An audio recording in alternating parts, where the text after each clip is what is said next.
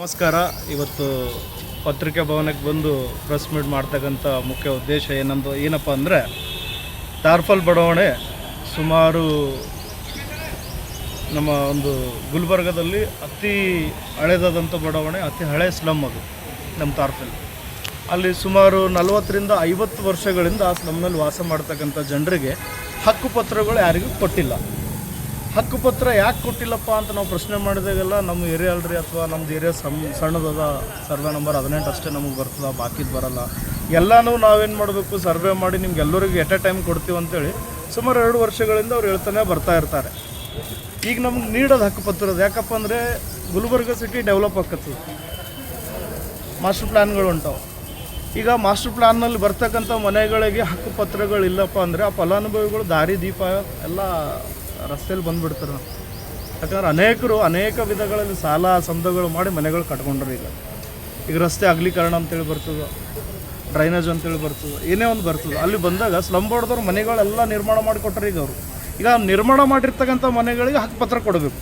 ಒಂದು ವೇಳೆ ಅವ್ರು ಹಕ್ಕುಪತ್ರ ಕೊಡಲಿಲ್ಲಪ್ಪ ಅಂದರೆ ನಾವು ಮುಂದೆ ಕಾರ್ಪೊರೇಷನ್ನಲ್ಲಿ ಕಮಿಷನರ್ ಸರಿ ಆಯಿತು, ಡಿ ಸಿ ಅವ್ರು ಸರಿ ಆಯಿತು, ಯಾವುದೇ ಒಂದು ಡೆಮಾಲಿಷನ್ಗೆ ಒಳಗಾಗ್ತಕ್ಕಂಥ ಮನೆಗಳಿಗೆ ಕಂಪೋಸಿಷನ್ಗಳು ನಾವು ಕೇಳಬೇಕಾದ್ರೆ ನಿಮ್ಮ ಮನೆ ಹಕ್ಕುಪತ್ರಗಳು ಅವ್ರು ಕೇಳ್ತಕ್ಕಂಥ ವಿಷಯ ಅವ್ರು ಮಾಡ್ತಾರೆ. ಈ ಲಾಸ್ಟ್ ಟೈಮ್ ಇದು ನಮ್ಮಲ್ಲಿ 1ನೇ ಕ್ರಾಸ್ನಿಂದ 8ನೇ ಕ್ರಾಸ್ವರೆಗೂ GB ಮೀಟಿಂಗ್ನಲ್ಲಿ ರಸ್ತೆ ಅಗಲೀಕರಣದ ಬಗ್ಗೆದಾಗ ವಿಚಾರ ಮಾಡಿ ಅದಕ್ಕೆ ಅಪ್ರೂವಲ್ ಕೊಟ್ಬಿಟ್ರಿ.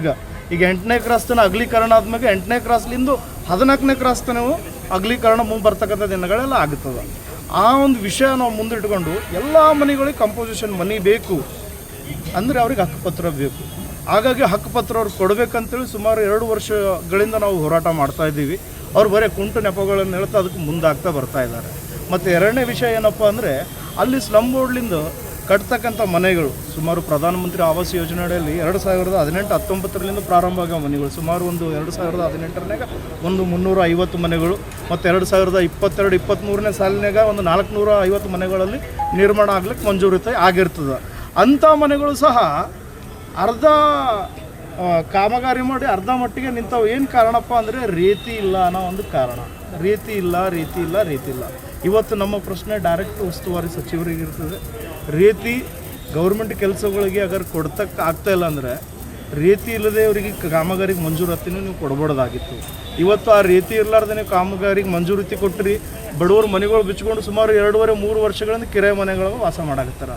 ಮೊದಲನೇ ಮತ್ತು ಇಲ್ಲಿ ಬಡವರಿಗೆ DD ತುಂಬಕ್ಕೆ ಸಾಲ ಸಂಘಗಳು ತೊಗೊಂಡ್ಕೊಂಡು ಬಂದು DD ತುಂಬಿರ್ತಾರೆ. ಸಂಘಗಳು ತೊಗೊಂಡ್ರಿ, ಮೇನ್ ಹೆಣ್ಮಕ್ಳು ಸಂಘಗಳು ತೊಗೊಂಡ್ರ ಆ ಸಂಘಗಳು ಕಟ್ಟಬೇಕಾದ್ರೆ ಸಾಲ ಮಾಡ್ಕೊಂಡು ಅಲ್ಲಿ ಕೆಲಸ ಮಾಡೇ ಕಟ್ಟಬೇಕು. ಅವ್ರಿಗೆ ಕೆಲಸಗಳೆಲ್ಲ ರೀತಿ ಇಲ್ಲ ಅಂತೇಳಿ.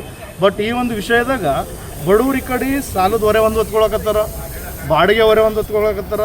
ಇದನ್ನು ಯಾವುದೇ ಮಂತ್ರಿಗಳು ಗಮನಕ್ಕೆ ತೊಗೊಳ್ತಾ ಇಲ್ಲ. ದಯಮಾಡಿ ಅವರಿಗೆ ಈಗ ಮುಂಬರ್ತಕ್ಕಂಥ ಸೆಕೆಂಡ್ನೇ ಹಂತದ DD ಕಟ್ಟಿರಿ ಅಂತೇಳಿ ಮತ್ತು ಸ್ಲಮ್ ಬೋರ್ಡ್ ಕಡೆಯಿಂದ ಪ್ರೆಷರ್ ಹಾಕತ್ತಾರ ಅವ್ರಿಗೆ. ಇನ್ನೊಂದು ಹಂತದ ನೀವು DD ಕಟ್ಟಿದ್ರೆ ಮುಂದೆ ನಾವು ಇದು ಮಾಡ್ತೀವಿ ಅಂತೇಳಿ. ಬಟ್ ಇನ್ನೊಂದು ಹಂತದ ದುಡ್ಡು ಅವ್ರು ಕಟ್ಲಿಕ್ಕೆ ರೆಡಿ ಅದಾರ. ಬಟ್ ಈಗ 2.5-3 ವರ್ಷಗಳಿಂದ ಅವ್ರೇನು ನಷ್ಟ ಅನುಭವಿಸಕತ್ತಾರ ಕಿರಾಯ ಮನೆಗಳದಾಗ ಉಳಿದು. ಅದಕ್ಕೇನು ಕಂಪೋಸಿಷನ್ ಏನು ಕಾಂಟ್ರಾಕ್ಟರ್ ಕೊಡ್ತಾನೋ ತಾವು ಮಾಡಿದಂಥ ತಪ್ಪಿಗಾಗಿ, ಅಥವಾ ಅಪ್ರೂವಲ್ ಕೊಟ್ಟಿರ್ತಕ್ಕಂಥ ಸ್ಲಮ್ ಬೋರ್ಡ್ ಡಿಪಾರ್ಟ್ಮೆಂಟ್ದವ್ರು ಕೊಡ್ತಾರೋ, ಅವ್ರಿಗೆ ಮಂಜೂರಾತಿ ಕೊಟ್ಟಿರ್ತಕ್ಕಂಥ ಈ ಕರ್ನಾಟಕ ರಾಜ್ಯ ಸರ್ಕಾರ ಕೊಡ್ತದೋ, ಯಾರು ಕೊಡ್ತಾರೋ ಅವರಿಗೆ ಬಡವರಿಗೆ ಪರಿಹಾರ ಕೊಡ್ತಕ್ಕಂಥ ಕೆಲಸ ಇಲ್ಲಿ ಮಾಡ್ತಾ ಇಲ್ಲ. ಈ ಸ್ಲಮ್ ಬೋರ್ಡ್ ಆ ನಿರಾಶ್ರಿತರ ಯೋಜನೆಯಲ್ಲಿ ಆಗ್ತಕ್ಕಂಥ ಮನೆಗಳಿಗೆ ಅವರು ಭಾರ ಹಾಕೊಳಕತ್ತಾರ. ಒಂದು ಮನೆ ರೆಡಿ ಮಾಡ್ಕೋಬೇಕಾದ್ರೆ ಸ್ವಯಂ ಫಲಾನುಭವಿನೇ 2.5-3 ಲಕ್ಷ ರೂಪಾಯಿ ಸಾಲ ಮಾಡ್ಕೊಂಡು ಕೆಲಸ ಮಾಡಕತ್ತಾನ. ಆದ್ದರಿಂದ ದಯಮಾಡಿ ಇಲ್ಲಿರ್ತಕ್ಕಂಥ ಸ್ಲಮ್ ಬೋರ್ಡ್ ಅಧಿಕಾರಿಗಳು ಇದ್ರ ಬಗ್ಗೆದಾಗ ಕಾಳಜಿ ವಹಿಸಬೇಕು. ಪ್ರತಿಯೊಂದು ಕುಟುಂಬಕ್ಕೆ 2ನೇ ಹಂತದ ದುಡ್ಡನ್ನು ಮಾಫಿ ಮಾಡೋಕೆ ನಾವು ಪ್ರಿಯಾಂಕ್ ಖರ್ಗೆ ಸಾಹೇಬ್ರಿಗೆ ಒತ್ತಾಯ ಮಾಡ್ತೀವಿ. ಮತ್ತು ಸ್ಲಮ್ ಬೋರ್ಡ್ ಅಧಿಕಾರಿಗಳ ಬಳಿ ನಾವು ಕಳಕಳಿಂದ ಕೇಳ್ತೀವಿ, ಏನಪ್ಪ ಅಂದರೆ ಅತಿ ಶೀಘ್ರದಲ್ಲಿ ನೀವು ಎಲ್ಲ ಮನೆಗಳು ಕಂಪ್ಲೀಟ್ ಮಾಡಿ ಫಲಾನುಭವಿಗಳಿಗೆ ಸಿಗಬೇಕಾಗಿರ್ತಕ್ಕಂಥ ಫೈನಲ್ ಅಮೌಂಟನ್ನು ಅವರಿಗೆ ನೀವು ಸೆಟಲ್ ಮುಖಾಂತರ ಕೊಡಬೇಕು. ಮಂತ್ರಿಗಳಾಗಿ ಭೇಟಿ ನೀಡಿದ್ದೀರಿ ಪ್ರಿಯಾಂಕ್ ಖರ್ಗೆ ಸಾಹೇಬರಿಗೆ ಒಂದು ಸುಮಾರು 3-4 ಸರಿ ನಾವು ಮಾತಾಡಿದ್ದೆವು. ಸಂಬಂಧಪಟ್ಟಂಥ ದಕ್ಷಿಣ ಮತಕ್ಷೇತ್ರದ ಶಾಸಕರಿಗೂ ಸಹ ನಾವು ಮಾತಾಡಿದ್ದೆವು. ಈಗ ಇದ್ರ ಬಗ್ಗೆದಾಗ ನಾವು ನಮ್ಮ ಜಿಲ್ಲಾ ಜಿಲ್ಲಾ ವಿಚಾರಕರಿಗೂ ನಾವು ಮಾತಾಡಿದ್ದೆವು, DC ಅವರಿಗೂ ನಾವು ಮಾತಾಡಿದ್ದೆವು. ಈ ಒಂದು ವಿಚಾರಗಳು ನಾವು ತೆಗೆದುಕೊಂಡು ಹೋದಾಗೆಲ್ಲ ಅಲ್ಲಿ ಅವರು ಕಾಂಟ್ರಾಕ್ಟರ್ಗಳ ಮುಖಾಂತರ ಬರ್ತಕ್ಕಂಥ ಒಂದೇ ವಿಷಯ ಏನಪ್ಪ ಅಂದ್ರೆ, ನಿಮ್ದು ಏನಾದರೂ ಕೆಲಸ ಇದ್ರೆ ಹೇಳ್ರಿ ಮಾಡಿಕೊಡೋಣ. ನಮ್ದೇನು ಕೆಲಸ ನೀವು ಮಾಡೋದು ಬೇಡ, ಜನರ ಕೆಲಸ ಮೊದಲು ಮಾಡಿರಿ.